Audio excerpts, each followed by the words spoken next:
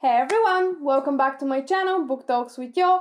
My name is Yoanna and today I'm sharing with you a bunch of books I'm late to read.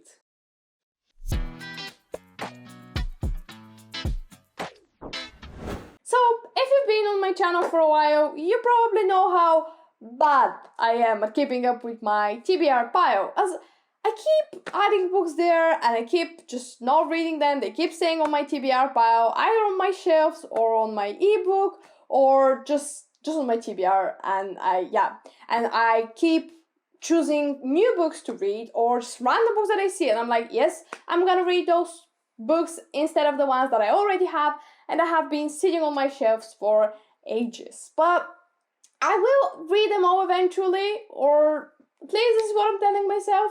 But it's okay, I'm gonna read them. But yeah, today I decided to expose myself and my bad reading habits and tell you about all those books that I am late to read. So yeah, without further ado, let's get into the video. So those are in no particular order, but the first one is a book series, and this is The Raven Cycle by Maggie Steve Author.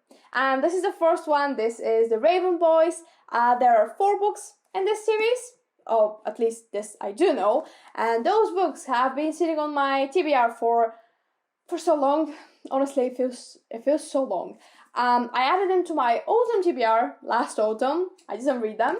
I added them to my embarrassingly still unread books. They're still here. And then I added them to my 21 books I want to read in 2021. So hopefully this will happen soon.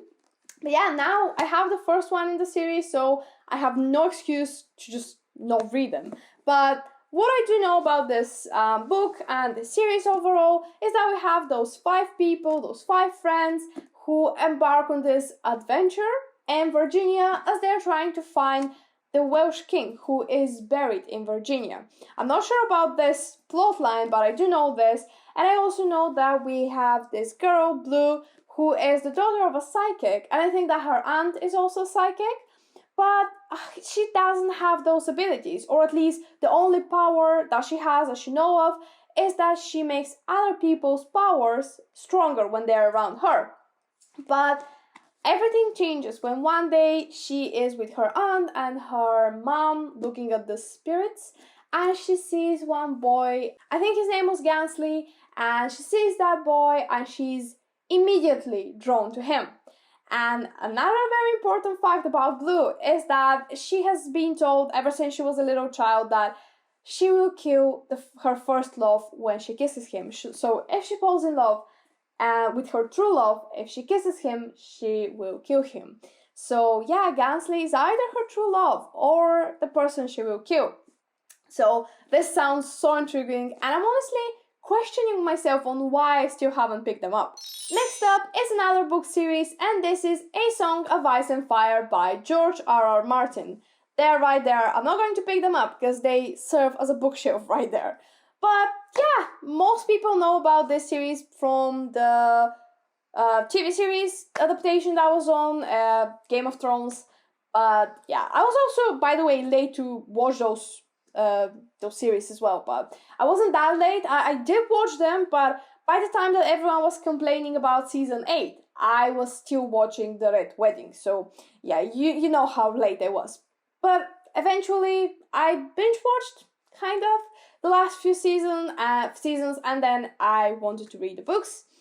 I bought them. I was happy to buy them at a bargain, the whole box, and then they have been sitting there collecting dust ever since. Yeah, still haven't picked them up. It's been a year, more than a year. It's been more than a year, and yeah.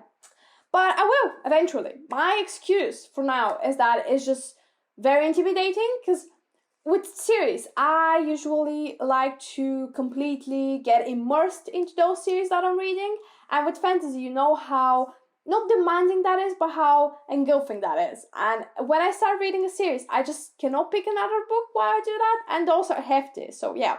But I will eventually pick them up, because I've heard great things about George Martin's style, and I want to explore this unique writing style. Next on my list is the Shadow and Bone series by Lee Bardugo. And my excuse for this series is that the Grishaverse is honestly so confusing. But at the same time, it sounds so interesting, so I do want to pick them up, but I am just confused and slightly intimidated. But I do know that the Grishaverse consists of the Shadow and Bone trilogy, then there is the Six of Crows duology and the King of Crows, if I'm not mistaken, duology, and then there are a few other supplement books that, yeah, it would be a lot of reading, but I'm here for it as long as I know what order I have to read them in, because it is confusing. It is very confusing.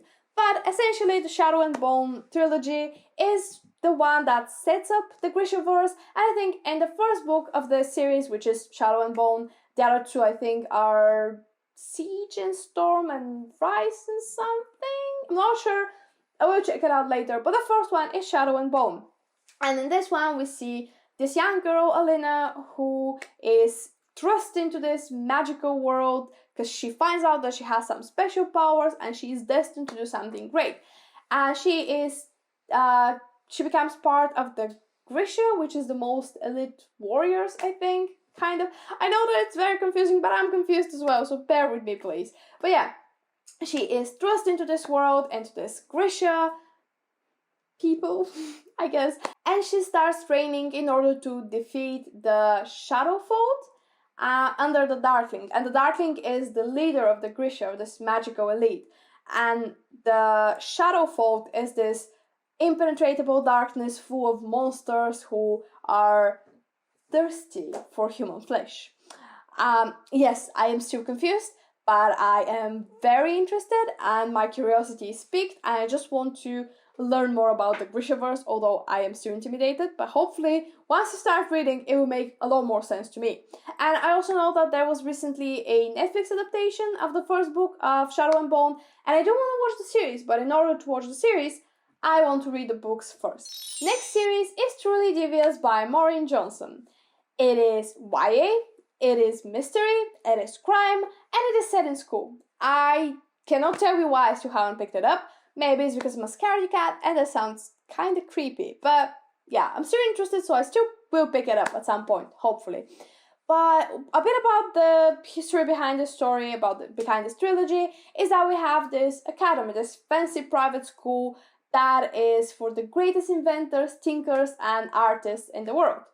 And the founder of the school, Albert, actually becomes a victim of a crime right after he opens the school, I think, because his wife and his kid are kidnapped.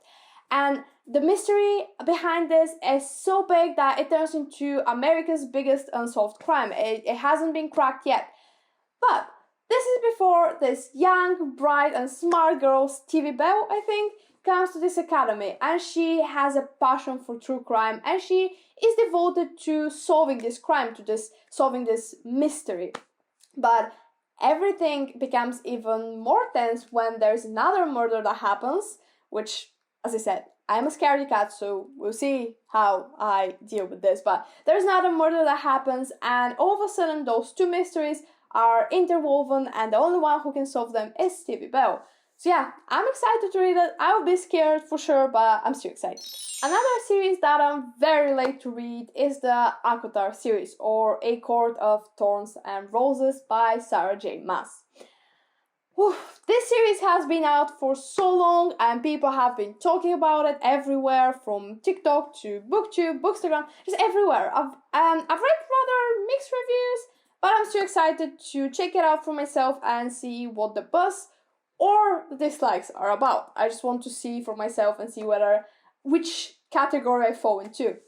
But essentially, this is a high adult fantasy, which would be a first for me. It started as a YA fantasy. This is something interesting I read. It started as YA fantasy, but they had to rebrand it into adult high fantasy. So I'm excited to see why this happened.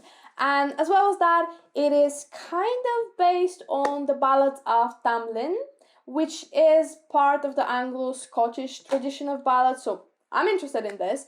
And it also is inspired by Beauty and the Beast. It's kind of a retelling in some sense, which is essentially how I first found out about those book series. They still weren't that popular. I think it was in 2015 when the first came out. And someone told me that it was something like a Beauty and the Beast retelling, and this hooked me, because I love Beauty and the Beast, But yeah, I still haven't read it, but I do know it about it from the beginning. And as well as that, there's some fairy lore, which will be another first for me, but I'm excited. And I know that we have this girl, fairy, who is drawn into this cruel, magical world of fairies as she accidentally kills one and she is dragged to this magical fairy kingdom and she's forced to survive there. But yeah, I am being intentionally vague because there are so many spoilers for this series out there and I'm really scared of stumbling into one. Next book won't be a surprise for anyone who has been on my channel for quite some time. Because yes, I am again including The Gentleman's Guide to Vice and Virtue by Mackenzie Lee. I know I still haven't read it. I'm internally screaming as well. I don't know why I still haven't read it. I'm honestly tired of adding it to my lists of unread books, but it will happen soon. Hopefully. I'm hoping to read it this summer, but I also said this about spring and I also said this about autumn, so I don't know whether I believe myself, but hopefully this time I'm speaking the truth and I'm not lying to myself. I'm going to read it this summer, hopefully. But yeah, in case you haven't heard about this story, it is about Henry or Monty Montagu, who is this, he is raised to be a gentleman, but he is anything but a gentleman. He is very reckless and adventurous and he loves his booze, he loves gambling, and he loves waking up in the hands of different men and women every morning. But this has to change when his father wants to give him his estate, but in order to do that, he wants him to go on this 1 year long journey across Europe in order for him to change his ways and essentially become the gentleman that he is meant to be. So Monty embarks on this trip across Europe with his best friend Percy, and Monty thinks that this is going to be his last adventure, his last reckless time, but everything changes again when there's some murder, I think, that happens accidentally, or they stumble across something that they shouldn't have stumbled upon, and it turns into a manhunt across Europe. Next is Uprooted by Naomi Novak. And this gorgeous looking book essentially tells the story of this village girl, Agnieszka, who is born in a year that she is eligible to be chosen by the dragon. And this dragon is actually this magical wizard who protects her village and the rest of the kingdom from the evils of the poisoned woods or dangerous woods.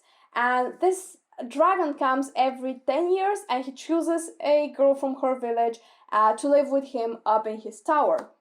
And no one knows what happens to the girls, no one knows what he does to them, but after 10 years they come down to the village healthy and free, but they are all very eager to get out of the village and pursue other bigger and better things. And Agnieszka is chosen by the dragon, although no one expected her to be chosen, and she goes to his tower and her life is completely changed. And I honestly don't really need to know more about the synopsis because I'm already hooked and I'm in love with this cover. Next up, we have another series, and this is The Folk of the Air by Holly Black. And in this series, in this trilogy, we have this girl, Jude. She's a mortal girl and she gets involved in some high palace intrigues as she has to fight her way essentially to the High Court of Fairies. And the first book in this young adult series, fantasy series, is The Cruel Prince, in which we see Jude and we learn that her parents were killed when she was just 7 years old, and she and her two sisters were taken to this magical kingdom of fairies, and in which she essentially has to fight for a place in the High Court. And we also meet Prince Clarden, who is apparently the Cruel Prince, I'm guessing, and he, as many fairies, despises humans and therefore despises her as well. But in order for her to earn her place in the High Court, she has to defy him and face the consequences. And it might be vague, but this is all I need to know. I am hooked, I am interested, just give me those books. Next is The Astonishing Cover of After by Emily X.R. Pan. And I know that this book is a magical realism, but a quick trigger warning for suicide and depression talk mentioned in this book. And they are a big topic in this book, so be aware of this if you want to read this one. So yeah, I know that in this book we follow this girl whose mom kills herself, and this girl is determined to find her mom, but she thinks that her mom has turned into this bird. And as this girl goes to Taiwan to meet her maternal grandparents for the first time, she is essentially determined to find this bird that she believes is her mom. And on the journey there, she unravels some family secrets, she builds new relationships, and she essentially learns how to deal with the struggles and difficulties in life. And as I said, I know that it's magical realism, so it switches between magic and realism, and it also switches between past and present.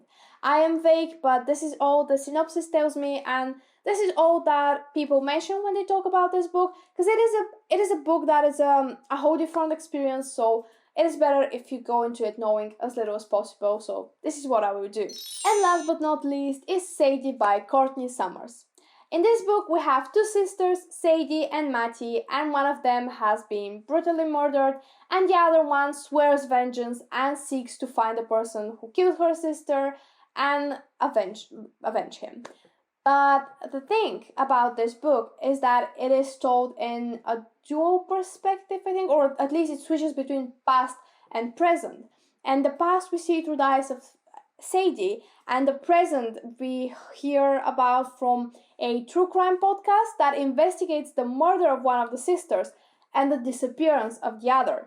And as I said, I know that I'm being vague, but it is a mystery book and I am afraid of finding spoilers without wanting to find them.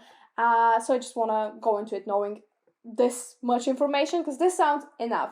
And I've also heard great things about the audiobook, so I think with this book I'm going to go this route because it sounds like, because it's a podcast essentially, like at least part of it is a true crime podcast, so it sounds like listening to it on an audiobook would be the truest experience for this book. Or yeah, I hope that makes sense, but I think this is how I'm going to approach this book. But hopefully I will soon, because I've been saying this for quite some time and I still haven't, so hopefully I will.